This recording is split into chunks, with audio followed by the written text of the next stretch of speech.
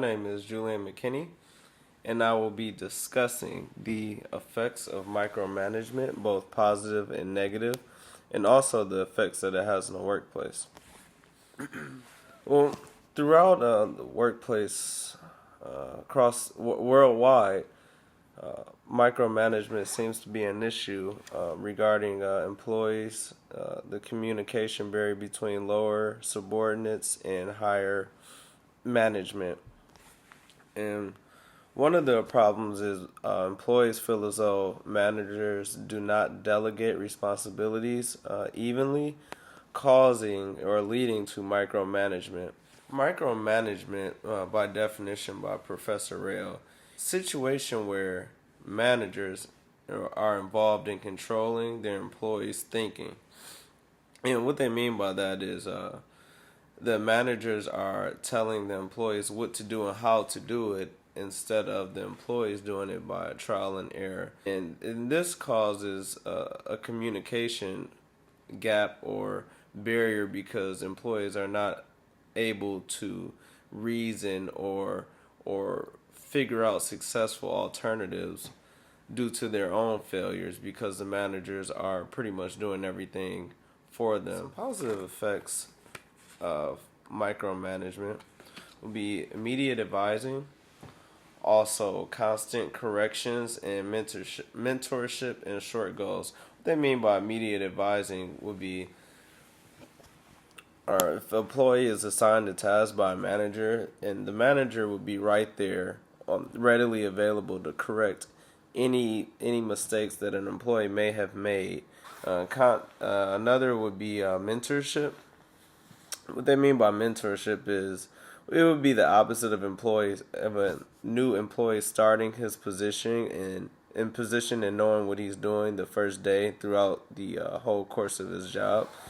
Mentorship would be the subordinate following the footsteps of the manager, that learning daily tasks and duties of how to better prepare himself to do a good job at work. This quote is from Micromanagement, Good and Evil, and is it good or evil?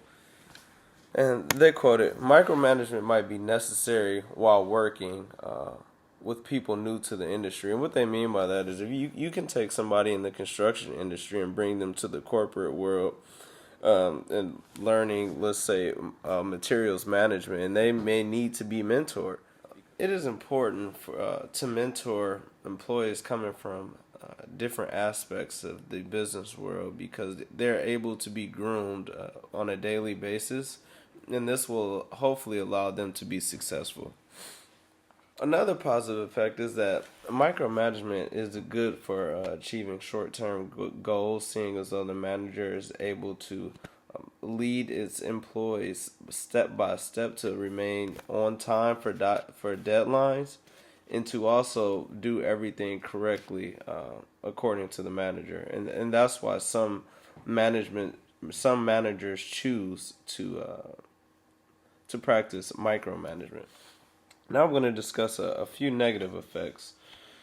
And a lot of people in the workforce can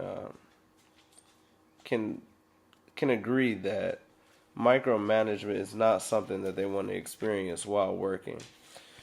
Some negative effects would include disengagement, stagnation, rebellion, and cause an employee to be closed-minded. This quote by O'Neill Williams stated, rather than going on strike, employees will call off excessively or be late, and causing that to be a habit. And this was quoted by O'Neill Williams. What they mean by that is the closed-minded part would include that employees aren't able to make their own decisions. They're solely relying on their manager to tell them how and what to do at work, instead of the employee taking the initiative and finding out how to take care of these responsibilities on their own. Another negative effect would be disengagement. If you're constantly having someone tell you how to do things, you're not you will eventually become lazy because you will always rely on this person to do that for you. You will take no initiative to do things, and every time you have a question about something, you wouldn't seek to find the answers on your own. You will simply rely on your manager to tell you how to do these things. An interview with Jordan Dean, a sales rep at AT&T, he stated, "Micromanagement has the ability to change a person's attitude of daily tasks that they like and eventually turn them into daily tasks that they do not like." Meaning that the micromanager is causing the person to no longer be content with their job at all. And this is not healthy for the workforce because an unhealthy employee will lead to an unhealthy customer. Another thing that Jordan pointed out was micromanagement, however, can be useful in certain situations. He agreed that micromanagement helped him be on task for his deadlines, and he knew exactly how to complete each task because he knew it from a step-by-step basis. And I'm glad that he pointed that out because a lot of people solely view micromanagement as negative, but he did say that it can be positive. However, he did also note that he would agree that micromanagement in the long term would not be his sole purpose for managing because it will eventually start to annoy employees. So overall, there is no real solution to micromanagement. However, there are a couple alternatives that can help the situation and decrease micromanagement in the workplace. One alternative is to delegate tasks. Managers should assign responsibilities to employees and have them figure out how to take care of the responsibilities from there.